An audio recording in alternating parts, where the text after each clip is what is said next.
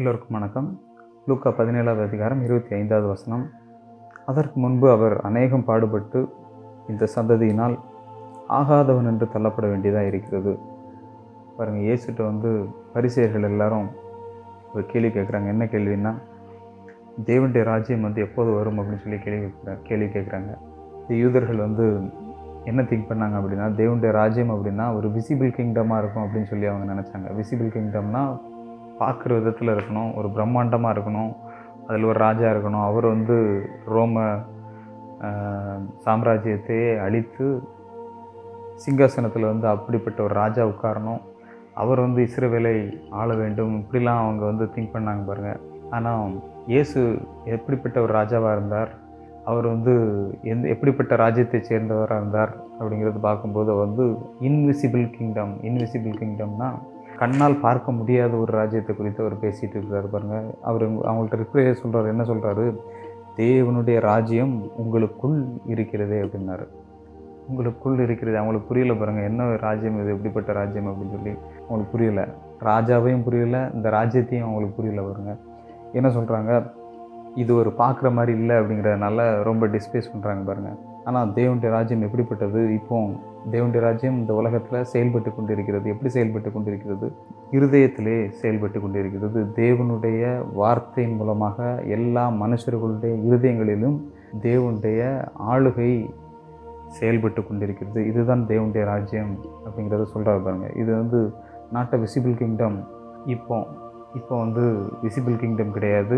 ஆனால் ஒரு நாள் வரப்போகுது. அந்த நாளில் விசிபிள் கிங்டம், அதாவது நம்ம பார்க்கக்கூடிய விதத்திலே இயேசுவே ராஜாவாக அமர்ந்து அவர் இந்த உலகம் முழுவதையும் ஆட்சி செய்வார் அப்படிங்கிற காரியங்கள்லாம் நடக்க போகுது. ஆனால் அதுக்கு முன்னாடி ஒன்று நடக்கணும் அப்படின்றாரு. அதான் என்ன சொல்கிறாரு? அந்த பாடுகள் பற்றி பேசுகிறார் பாருங்க. அது சொல்கிறாரு, மனுஷகுமாரன் வரும் 2ஆம் முறை வரும்போது எப்படி ஆகுமா, எப்படி நடக்குமா, நோவாவின் நாட்களில் நடந்தது போல் நடக்கும் அப்படின்றாரு. அதாவது விசிபிள் கிங்டம், தேவனுடைய ராஜ்யம் விசிபிள் கிங்டம் வரும்போது, நம்ம பார்க்கக்கூடிய விதத்தில் வரும்போது எப்படி நடக்குமா, நோவாவுடைய நாட்களில் நடந்தது போல் நடக்குமா. மனுஷகுமாரன் வானத்தில் ஒரு திசையிலிருந்து தோன்றி மறு திசை வரைக்கும் ஏற்படுகிற மின்னல் போல பிரகாசிக்கிற விதமாக இயேசு தோன்றுவார். அப்போ நோவாவின் நாட்களில் நடந்தது போல் காரியங்கள் நடக்கும். நோவாவின் நாட்களில் என்ன நடந்துச்சு? ஜனங்கள் புசித்தார்கள், குடித்தார்கள், அவங்களுடைய வாழ்க்கையில் ரொட்டீன்லாம் பார்த்துட்டு இருந்தாங்க. ஆனால் ஒரு நாள் வெள்ளம் எல்லோரையும் அழித்து போட்டது. நோவாவும் அவனுடைய குடும்பமும் மட்டும் விசுவாசத்தினாலே அதில் பிழைத்தார்கள். அதேமாரி சொல்கிறார், லோத்துவினுடைய நாட்களில் நடந்தது போலவும் நடக்கும் அப்படின்றார். லோத்து பாருங்கள், அவனுடைய நாட்களையும் ஜனங்கள் தீதான வழியில் சென்று கொண்டிருந்தார்கள். அப்போ அக்னியும் கந்தகமும் சோதோமை அழித்து போட்டது பாருங்கள். இந்த மாதிரிலாம் காரியங்கள் நடந்துச்சு. இயேசுவுடைய 2ஆம் வருகையிலையும் இந்த காரியங்கள் நடக்கும். அதுக்கடுத்து தேவனுடைய ராஜ்யம் அமையும் அப்படிங்கிறத சொல்கிறாரு. ஆனால் அதுக்கு முன்னாடி என்ன சொல்கிறாரு? 25வது வசனத்தில், லூக்கா 17:25 என்ன சொல்கிறாரு? இந்த வெளிப்படையான ராஜ்யம் தோன்றுவதற்கு முன்பாக ஒரு காரியம் நிறைவேற வேண்டும். அது என்ன காரியம் அப்படின்னா, அதற்கு முன்பு அவர் அநேகம் பாடுபட்டு இந்த சந்ததியினால் ஆகாதவன் என்று தள்ளப்பட வேண்டியதாக இருக்கிறது. பாருங்கள், அதற்கு முன்பு, அதாவது இந்த விசிபிள் கிங்டம் தேவனுடைய ராஜ்யம் வர்றதுக்கு முன்னாடி இது ஒன்று நடக்க வேண்டியிருக்குது. இந்த ராஜா பாடுபட வேண்டியிருக்குது. இந்த ராஜா இந்த சந்ததியினாலே ஆகாதவன் என்று தள்ளப்பட வேண்டியிருக்கிறது. இயேசு ராஜாவை பற்றி தான் பேசிகிட்டு இருக்கிறோம் பாருங்கள். இயேசு ராஜா நமக்காக பாடுபட்டார், இந்த சந்ததியினால் ஆகாதவன் என்று தள்ளப்பட்டார் பாருங்கள். இவர் இயேசு சிலுவை பாடுகளை முன்னாடியே அறிந்து வைத்திருந்தார். அவருடைய எருசலேம் நோக்கிய பயணத்தில் அவருடைய சிலுவையை குறித்து எந்தெந்த இடத்துலலாம் பேசுகிறாருன்னு பாருங்கள்.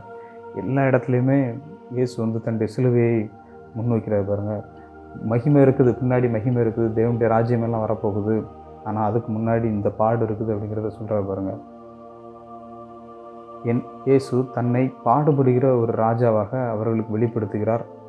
முதலாவது பாடுகளும் தள்ளப்படுதலும் நடைபெற வேண்டும். அது நடைபெற்றால்தான் தேவனுடைய அனாதி தீர்மானம் நிறைவேறும். அந்த தீர்மானம் நிறைவேறி முடித்தால்தான் தேவனுடைய 2ஆம் வருகைக்கான காரியங்கள் நடக்கும் பாருங்கள். அப்போ ஆகாதவன் என்று தள்ளப்படுதல் அப்படிங்கிறத கவனிக்கும்போது, யூதர்கள், மத தலைவர்கள், பரிசேயர்கள் இவர்கள் இயேசுவை மேசியாவாக, உலக இரட்சகராக அவர்கள் அங்கீகரிக்கவில்லை. அவர்களால் தள்ளப்பட்டார். அதனால தான் பாருங்கள் அவர் சிலுவையை சுமக்க வேண்டிய ஒரு சூழ்நிலைக்கு அவர் தள்ளப்பட்டார் பாருங்கள். அதுதான் சொல்லியிருக்குது. அவங்க வந்து இயேசுவை எந்த அளவுக்கு வெறுத்தாங்க அப்படிங்கிறது சொல்லப்பட்டிருக்குது பாருங்கள். அப்போஸ்தலர் 4:11 பேதுரு இதை பற்றி சொல்கிறார் பாருங்கள். வீடு கட்டுகிறவர்களாகிய உங்களால் அற்பமாக எண்ணப்பட்ட அவரே மூலைக்கு தலைக்கல்லானார். பேதுரு வந்து உயிர்த்தெழுந்த பிறகு, இயேசு உயிர்த்தெழுந்த பிறகு எருசலேமில் இருந்து பிரசங்கம் பண்ணுறாரு. பிரசங்கம் பண்ணால் ஜனங்கள் நிறைய பேர் ரட்சிக்கப்படுறாங்க. ரட்சிக்கப்படும் போது சொல்கிறாரு, வீடு கட்டுகிறவர்களாகிய உங்களால் அற்பமாக எண்ணப்பட்ட அவரே மூலைக்கு தலைக்கல்லானார். பாருங்கள், பாடுகள், ஆகாதவன் என்று தள்ளப்படுதல், அதுக்கப்புறம் தான் அந்த மகிமையெல்லாம் இயேசு வருது பாருங்கள். அந்த 2ஆம் வருகைக்கு முன்னாடி இதெல்லாம் நடந்து முடியணும் அப்படின்னு சொல்லி இதை ஏற்கனவே இயேசு நமக்காக செய்து முடித்து விட்டார். நாம் ஜெபிப்போம். ஸ்தோத்திரம் கர்த்தாவே, உம்மை ஸ்தோத்திரிக்கிறோம், உம்மை துதிக்கிறோம் கர்த்தாவே. ஆண்டவரே ஸ்தோத்திரம். ஆண்டவர், தேவனுடைய ராஜ்யம் ஆண்டவர் எங்களுக்குள்ளாக இருக்கிறது. உங்களுடைய வார்த்தை சொல்லப்பட்டிருக்கிறது. உமக்கு ஸ்தோத்திரம். Thank you Lord.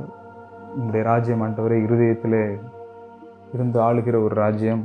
இது தேவனுடைய வார்த்தையின் மூலமாக தேவனால் ஆளப்படுகிற ஒரு ராஜ்யம். இது அந்த உலக பிரகாரமான ராஜ்யங்களை காட்டிலும் பெரிய ராஜ்யம், வல்லமையான ராஜ்யம் என்பதை நாங்கள் விசுவாசிக்கிறோம் கர்த்தாவே. ஆனால் ஆண்டவரே, நீர் ஆண்டவரே பிற்காலத்திலே வரப்போகிற ஆண்டவரே அந்த 2ஆம் வருகை குறித்தும் ஆண்டவரே, அப்போ நீர் ஒரு ராஜ்யத்தை ஸ்தாபிக்கப் போகிறீர். அதற்கு முன்பாக நீர் ஆண்டவரே ஆகாதவன் என்று தள்ளப்பட வேண்டும், பாடுபட வேண்டும் என்று உடைய வார்த்தை சொல்லியிருக்கிறது கர்த்தாவே. அப்படியே நீர் ஆண்டவரே ஆகாதவன் என்று தள்ளப்பட்டு எங்களுக்காக பாடுபட்டு மரித்தீர் கர்த்தாவே. நாங்கள் ஆண்டவரை அதை விசுவாசிக்கிறோம், நாங்கள் நம்புகிறோம் கர்த்தாவே, நாங்கள் அதை ஏற்றுக்கொள்கிறோம் கர்த்தாவே. நீர் ஆண்டவரே எங்களுக்காக பாடுபட்டு மரித்தீர், நீர் எங்களுக்காக நிராகரிக்கப்பட்டீர் கர்த்தாவே. இப்பொழுது ஆண்டவரே, நீர் ஆண்டவரே பெரிய காரியங்களை எங்களுக்குள்ளாக செய்து கொண்டிருக்கிறீர் கர்த்தாவே. Thank you Jesus. ஸ்தோத்திரம் ஆண்டவரே. வீடு கட்டுகிறவர்களால் ஆகாதென்று தள்ளப்பட்ட இயேசுவை நீர் ஆண்டவரே மூளைக்கு தலைக்கல்லாக மாற்றப்பட்டதை உண்மை ஸ்தோத்திரிக்கிறோம். Thank you Lord. இதை கேட்டுக்கொண்டிருக்கிற ஒவ்வொருவரும் ஆண்டவரே இந்த காரியங்களை அறிந்து கொள்ளட்டும் ஆண்டவரை, புரிந்து கொள்ளட்டும். இயேசு எப்படிப்பட்டவர் என்பதை அறிந்து கொள்ளட்டும். நிறைய பொறுப்படுத்திக் கொள்ளும். ஆசீர்வதியும். இயேசுவின் நாமத்தில் ஜெபிக்கிறோம் பிதாவே. ஆமென்.